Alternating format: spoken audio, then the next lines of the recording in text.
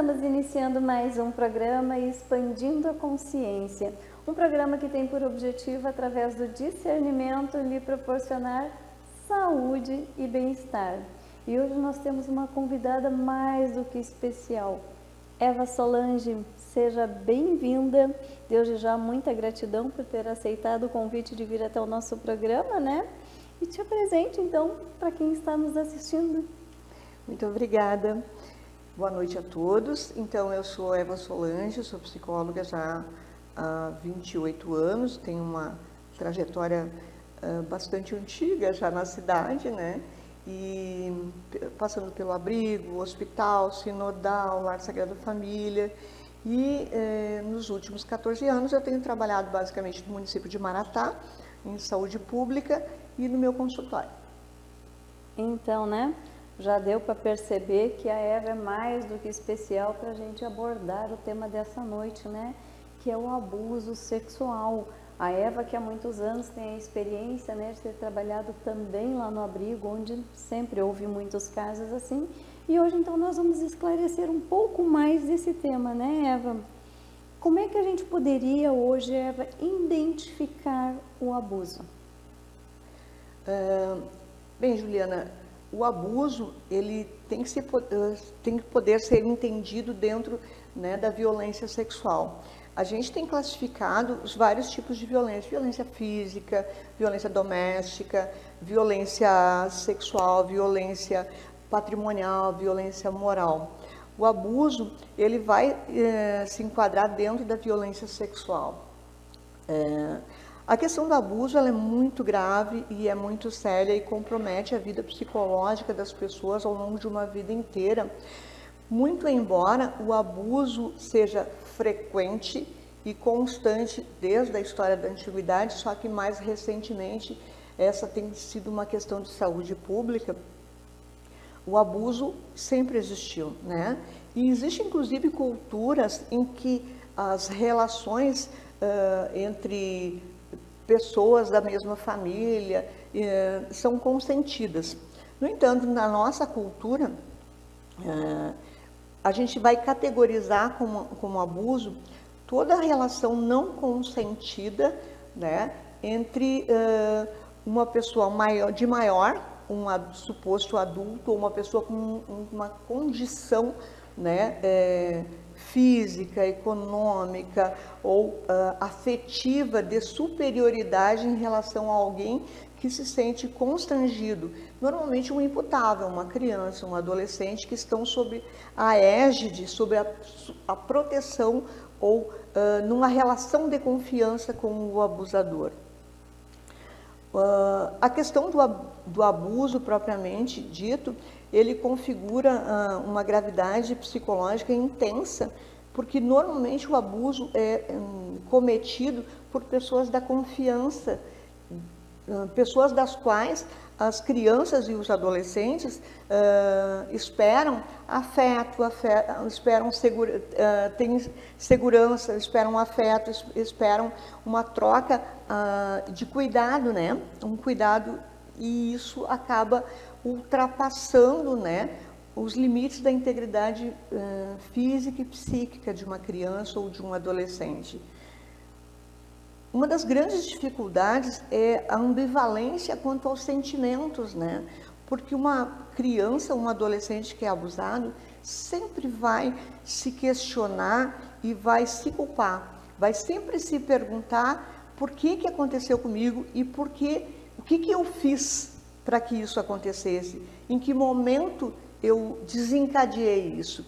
Porque, diferente de uma agressão mais latente, né, uma depressão mais específica, tu não identifica o agressor, até porque o agressor é uma pessoa da tua confiança, é uma pessoa de quem tu não espera esse tipo de tratamento e tu nunca sabe por que aquilo está acontecendo.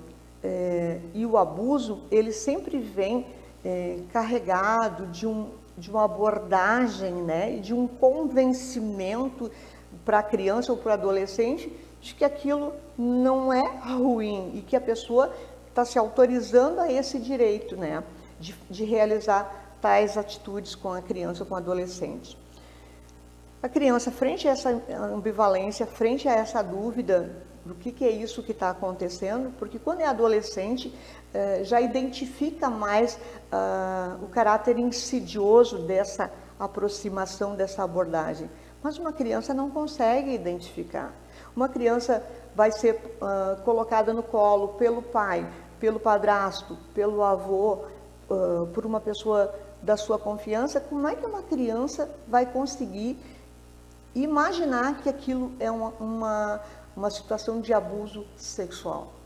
A criança está imaginando, está sentindo uma troca afetiva e ela só vai identificar muito mais tardiamente que isso foi abuso.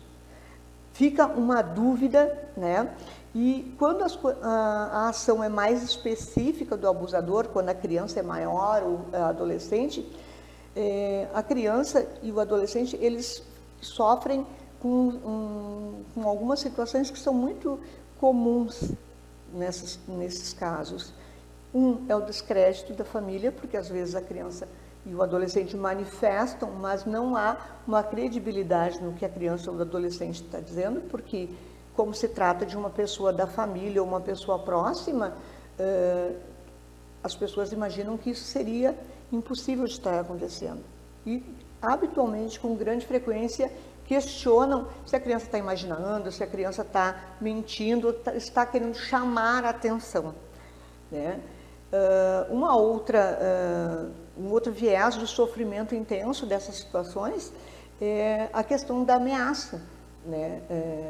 Existem situações em que a criança é extremamente coagida, a criança ou o adolescente são extremamente coagidos, né? E com ameaças de agressão, com ameaças de morte, com ameaça de violência moral, de serem envergonhadas e desmentidas frente à família, porque afinal de contas o adulto tem sempre o poder da palavra, né, frente a uma criança ou um adolescente. E nesses casos, nessas situações hoje também, né, Eva, como é que vem o desenvolver dessa pessoa, né? Porque a criança lá na sua infância, ela tem a inocência e ela confia em todos, né? Por isso que nos inquéritos policiais hoje é muito fácil perceber que foi alguém próximo, alguém da família. Por quê? Porque a criança, ela confia, ela acredita, e todos aqueles que teus entes queridos têm como amigos, para eles também são confiáveis, né? Sim. E aí daqui a um pouco rompe-se esse laço, né? A criança passou por essa violação, né? Como ela vai trazer isso no decorrer da sua existência? Quais são as dificuldades que ela pode enfrentar após isso? Bem, acho que uma das questões que eu acho que é importante salientar é o intenso sofrimento, né? Todo sofrimento precisa ser canalizado, precisa ser verbalizado. O problema da situação de abuso é esse emudecimento frente à ameaça ou ao descrédito, né? Isso rompe com os laços de confiança na vida da pessoa, né? Porque os laços de confiança desenvolvidos ao longo da vida da gente são essenciais para a nossa estrutura pessoal em todas as nossas relações. Na medida que isso fica comprometido, também dificulta todas as nossas relações com cônjuges, com filhos, com professores, com colegas, com todas as pessoas, né? É a confiança básica que a gente vai desenvolvendo nas relações, né? Quando se tem uma criança, né, normalmente a gente vai observar esse tipo de situação quando as crianças vão ficando muito quietas, elas vão se isolando ou vão tendo crises de choro, crises que não estão associadas ao momento que ela está vivendo, porque a criança está em pleno sofrimento, a criança está magoada, a criança está machucada e ela não consegue verbalizar isso. Muitas vezes uma criança muito pequena não consegue verbalizar nada disso, né? E ela só manifesta na forma de sintomas, pesadelos, choro, agressividade, uma irritabilidade. A criança vai se isolando, vai se inibindo, né? E vai apresentando esses sintomas e ninguém consegue explicar o porquê disso. O adolescente vai mudando, as crianças vão mudando, as crianças e os adolescentes eles vão mudando de comportamento, porque tem alguma coisa anormal acontecendo com eles ou que já aconteceu.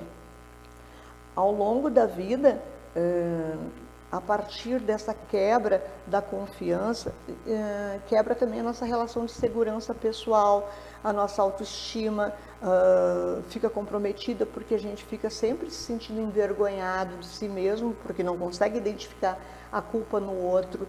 A gente vai sempre, a pessoa vai sempre tendo um sentimento de menos-valia, de inferioridade, de angústia, muitas vezes angústia que ela não consegue explicar, angústia que ela não consegue nem sequer associar aquilo que ela passou, né?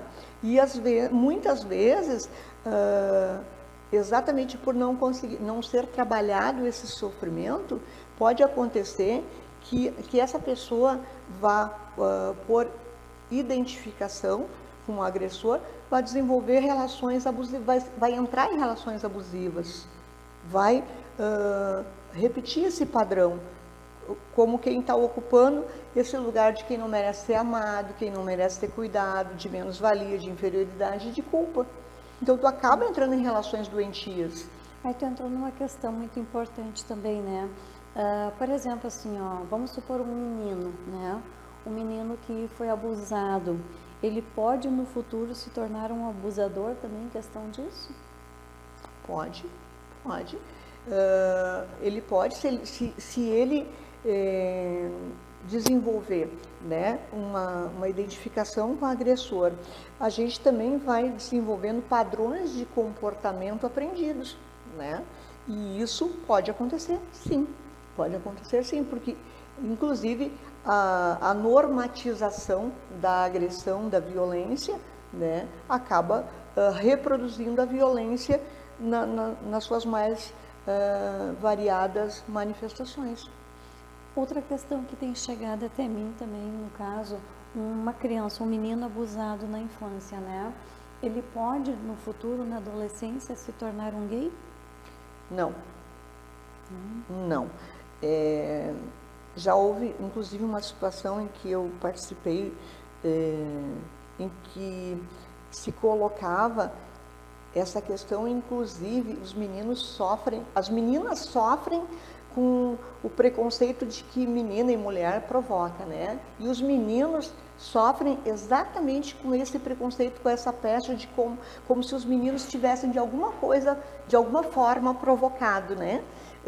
Por terem uma tendência homossexual. Só que não, isso não é verdade. Na verdade, assim, a gente tem que deixar muito claro que um menino, nem uma menina, nenhuma vítima de abuso é culpado. Responsável é o adulto que fez isso, né? E não tem absolutamente nada a ver com sexualidade da criança, tem a ver com a sexualidade anômala do agressor. Não tem a ver com a sexualidade da criança. O que vai acontecer posteriormente na escolha sexual, né, e na identidade psicossexual de uma criança ou adolescente não pode ser associada, né, ou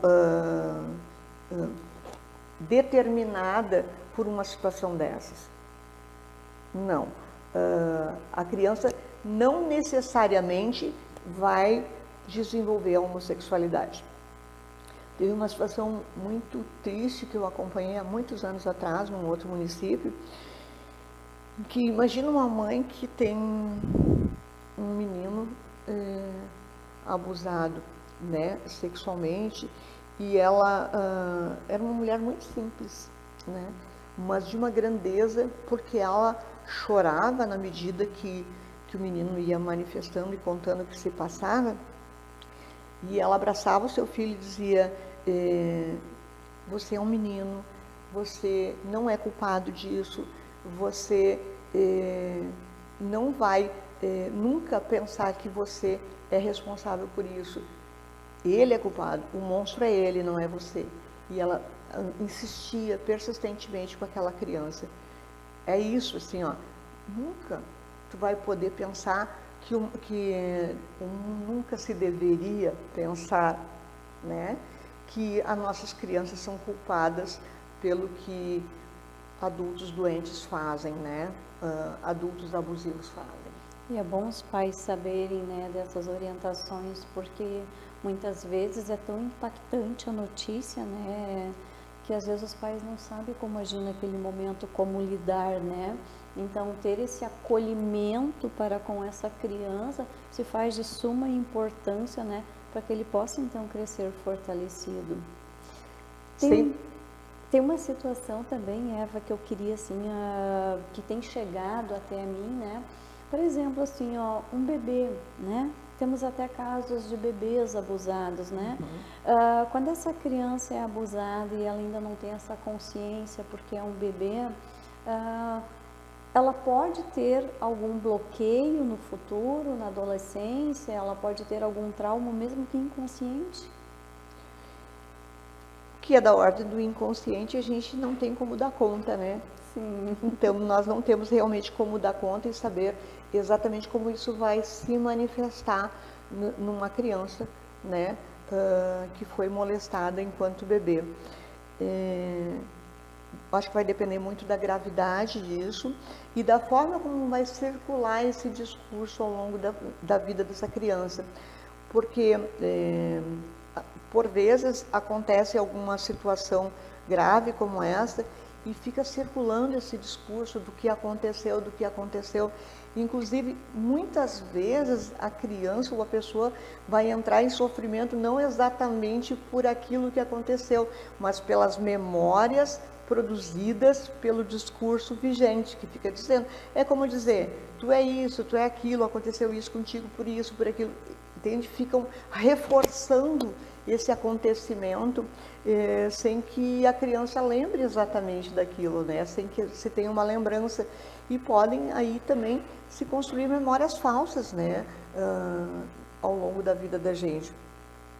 Então, eu acho que é importante, na medida que a gente tenha o conhecimento de que isso nos aconteceu, ou de que aconteceu com uma criança ou uma pessoa da nossa relação, é tentar encaminhar, né, para acompanhamento, para avaliação, para acompanhamento, na medida que essa criança manifeste sintomas, por um lado, e na medida que haja também um desejo. Porque muitas vezes a gente leva muitos anos para poder falar de uma ferida traumática. Com certeza. Muitos anos. Às vezes tu fica processando isso, ou tu reprime isso, tu fica tentando congelar isso, né? Tentando te proteger dessa dor. Às vezes leva muito tempo para a gente conseguir falar sobre aquilo que nos aconteceu, né? E não é algo que possa ser forçado também, né? Em saúde pública a gente vê muito essas situações em que elas acontecem e aí a gente vai trabalhando, mas as pessoas ficam também dando uma conotação muito dramática que dificulta ainda mais, que expõe ainda mais a criança, e expõe ainda mais o adolescente. E isso não pode ser feito. Uma criança e um adolescente já foi exposto a uma violência, né? E não cabe a gente também acabar expondo a criança, o adolescente, a uma violência moral, porque isso começa a circular de uma forma distorcida e cheio de fantasias, e cheio de interpretações que não tem a ver com essa criança. Piora a situação. Só piora. Né? Eu tenho uma situação também que chegou até mim, assim, como lidar com uma situação quando isso acontece na adolescência, né? É aquela idade da menina que ela está saindo para a fase da adolescência e acontece essa relação, digamos que com o padrasto. Até o primeiro momento parecia que aquilo ali era a coisa mais normal, mas quando essa adolescente ela vai se dando conta do que de verdade está acontecendo, começa a vir o processo traumático para ela, né? Enfim, em todas as situações, assim, como a gente poderia acolher isso, Eva? Em se tratando da adolescência, eu acho que é uma questão que a gente tem que incentivar sempre, que o adolescente ou a adolescente sempre busque ajuda. Quando a gente fala busque ajuda, a gente não está necessariamente dizendo, vá para um psiquiatra, vá para um psicólogo, vá... Não é exatamente isso. Busque o professor da sua confiança, o familiar da sua confiança, o pastor da sua igreja, qualquer pessoa que represente segurança e continência para você poder falar sobre isso. E provavelmente essas pessoas adultas e de segurança e continentes vão poder ajudá-lo a encaminhar isso, né? Seja procurando um médico, seja procurando psicólogos, vai lá, todo mundo hoje, graças a Deus, a gente tem as unidades básicas de saúde, onde tem normalmente uma equipe do SF, tem uma equipe de especialistas que atendem, então todos nós podemos ter acesso a esses recursos de sermos acolhidos e sermos tratados de uma forma profissional e ética em relação a todo e qualquer tipo de sofrimento. Tão importante quanto o abuso sexual, porque é importante poder se falar também dentro de um setting adequado para que isso não vire esse discursos de fofoca, discursos de julgamentos, né? Porque isso com o tempo também, né, independente de qual for o tipo de abuso, né, mas com o tempo ele também traz um processo para o corpo físico. Às vezes, dentro de uma relação marido e mulher, a pessoa passa a ter dificuldades, né? Às vezes não consegue com certo toque, não consegue com certo carinho, porque isso sempre vai arremeter àquele momento que ela vivenciou lá atrás, né? O que a gente poderia auxiliar essas pessoas, né? Como passar por esse processo? Pensando agora no que tu está me colocando, pensando o sexo feminino, assim, né? Eu acho que de grande valia podermos conversar com nossos ginecologistas sobre os nossos sintomas, né? A partir disso também, né, sermos encaminhados para estratégias de saúde que nos distensionem, que nos aliviem o sofrimento. Muitas vezes se tem sintomas que a gente não consegue associar com situações que nos aconteceram, porque são sintomas de manifestações de sintomas inconscientes, sintomas de manifestação inconsciente. E aí a gente tem que procurar identificar, né, o que é que nos acontece. E também, além de identificar, respeitar, porque se uma mulher ou um homem tenham uma inibição em relação a determinado toque, a determinada prática sexual, né? A pessoa tem direito de dizer não.